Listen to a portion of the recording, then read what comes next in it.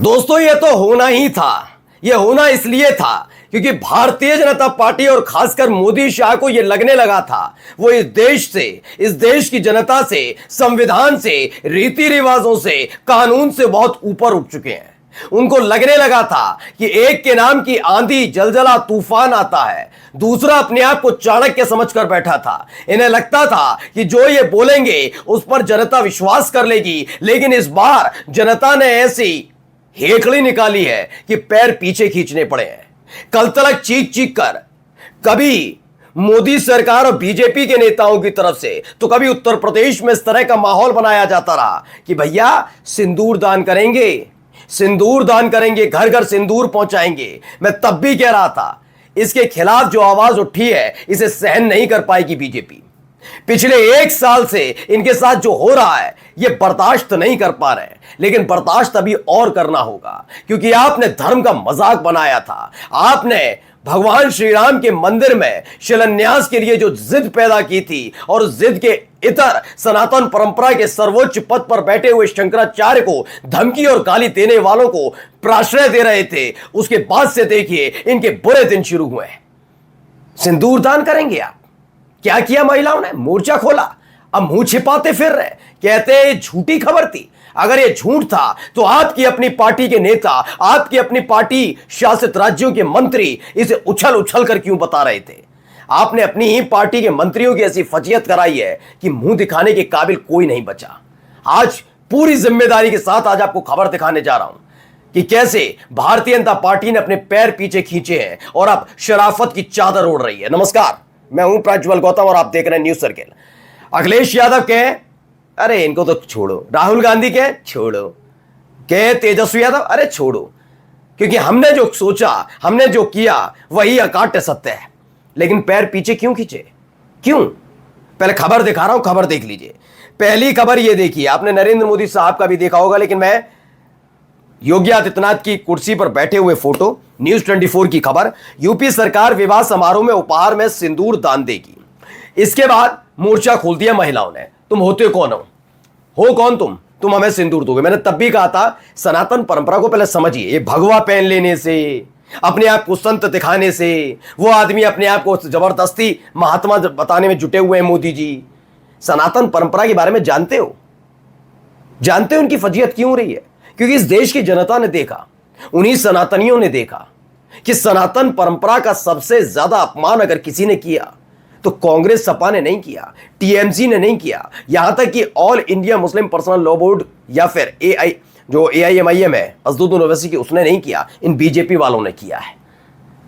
आपको करना था ना राम मंदिर का शिलान्यास, कर लेते लेकिन समय आने पर। लेकिन जब शंकराचार्य विरोध कर रहे थे तो उनके लिए क्या एजेंट है, गालियां दी जा रही थी, गालियां, और ये मुस्कुरा रहे थे। मैं कहता हूं, चुनौती देता हूं, बताइए मोदी और शाह के बारे में कुछ लिखकर देखिए ट्विटर पर। कल ही आपके घर पर चौखट पर पुलिस खड़ी होगी, घसीट के ले जाएगी। लिख दिए योगी आदित्यनाथ के लिए, घसीट कर ले जाएगी। लेकिन इस देश के हमारे सनातन परंपरा के शंकराचार्य को गालियां दे रहे थे, दो दो कौड़ी के टुच्चे, और उस पर मुस्कुरा रही थी सरकार। कितने गिरफ्तार हुए हैं अभी मुक्तेश्वर सरस्वती को गाली देने वाले? नहीं। तभी से जनता समझ गई ये सनातन परंपरा के साथ नहीं है, गद्दी के प्यासे हैं। और देखिए जब ये खबर आई उसके बाद जब महिलाओं ने मोर्चा खोला तो कह रहे हैं ना ना ये तो झूठी खबर है, हमने कब कहा? देखिए पहले मैं इनका दिखा देता हूं क्या कह रहे हैं। बीजेपी के ही ट्विटर हैंडल से ट्वीट की गई एक खबर, पहले उसे पढ़िए और उसके बाद इनकी सच्चाई निकाल रहा हूं, क्योंकि इनकी एक आदत है, वो आदत भी बताऊंगा, पहले पढ़िए। दैनिक भास्कर की खबर थी, मोदी 3.0 की वर्षगांठ, घर घर सिंदूर पहुंचाएगी भाजपा, 9 जून से शुरुआत। ये हर चैनल ने खबर चलाई, जो इनकी दिन रात चाटुकारिता करते हैं उन्होंने चैनल ने भी चलाई। आज उन्होंने महिला का खड़ा कर दिया, पुत गई कालिख। ये बीजेपी की चाटुकारिता करके मन भर गया। बड़े बड़े एंकर बड़ी बड़ी दावे ठोक रहे थे, इसे ऐतिहासिक करार दे रहे थे। पुत गई मुंह पर कालिख, ये तुम्हें बख्शने वाले नहीं है, मुंह दिखाने काबिल नहीं बचोगे अगर ऐसी सत्ता की चाटुकारिता करोगे। अब क्या कह रहे हैं ये बीजेपी, पढ़िए। इस पर पहले लिखवा दिया फेक, और बीजेपी क्या लिखती है, दैनिक भास्कर में छपी ये खबर पूर्णतः असत्य है, ओहो, और छल पूर्वक प्रेरित है। अच्छा, भारतीय जनता पार्टी ने घर घर सिंदूर बांटने का कोई कार्यक्रम निर्धारित नहीं किया है, हमने किया ही नहीं। हम तो शरीफ है, हम तो जानते हैं क्या होता है। अब दिखा दूं इनका बयान, असलियत वाला। पहले असली वाला इनका बयान सुनिए, कोई और नहीं। असीम अरुण क्या कह रहा है सुन लीजिए। हम लोग एक सिंदूरदानी भेंट करेंगे, और आप समझ सकते हैं क्यों, इसलिए क्योंकि सिंदूर का विशेष महत्व सनातन धर्म में है, हर सुहागिन के लिए है। और ऑपरेशन सिंदूर में हमारे 26 ऐसे साथी उससे पूर्व पहलगाम की घटना में शहीद हुए और ऑपरेशन सिंदूर में 13वीं होने से पहले न्याय दिया गया उन परिवारों को। तो असीम अरुण का बयान सुना, लिखा भी विपिन यादव। उत्तर प्रदेश सरकार का बड़ा फैसला, ऑपरेशन सिंदूर के बाद यूपी सरकार कन्या विवाह योजना में देगी सिंदूर की डिब्बी। असीम अरुण कहते हैं सिंदूर बहनों के सुहाग की निशानी और ऑपरेशन सिंदूर के बाद ये हमारी कोशिश। असीम अरुण कहते हैं आप बताइए, आपके मंत्री झूठ बोल रहे हैं ना, माफी मंगवाइए इनसे, कान पकड़ के माफी मंगवाइए। देखिए आप जल्दबाज, ये सारे लगे हुए हैं। मैं असीम अरुण के साथ मैं आपको बता दूं, आगरा में एक बार मैं पत्रकारिता करता था, तभी वह बड़े अधिकारी हुआ करते थे। इनकी कार्यशैली को जानता हूं, ये इनके मन में कोई छल कपट नहीं है। बस ये बीजेपी में गए, वहां से विधायक चुने गए और उसके बाद मंत्री बन गए। इन्होंने वही कहा जो सरकार कहलवा रही थी।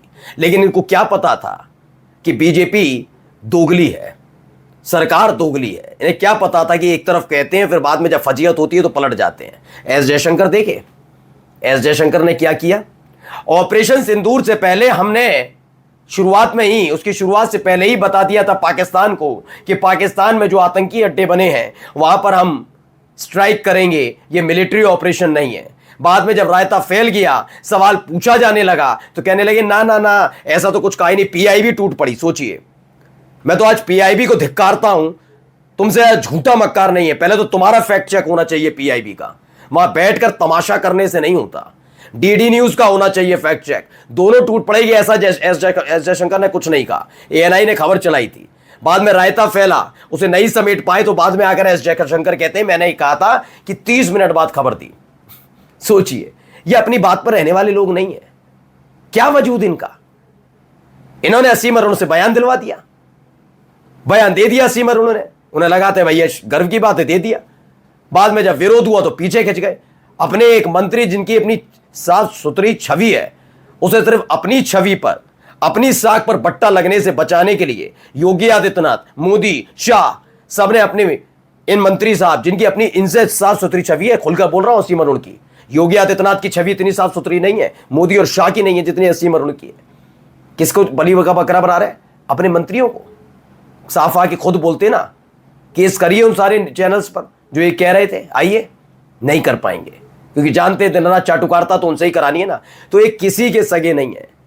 जब लताड़ पड़ी, ये समझ गए कि हालत खराब हो जाएगी, महिलाओं ने मोर्चा खोल दिया है, ये तमाशा ज्यादा दिन चल नहीं पाएगा। जब लताड़ पड़ी तो अब बैकफुट पर आके कह रहे हैं नहीं नहीं खबर झूठी है, जबकि आपकी अपनी पार्टी के नेता, अपनी आपकी पार्टी के मंत्री ये बात कह रहे थे कि हाँ ये करने जा रहे हो।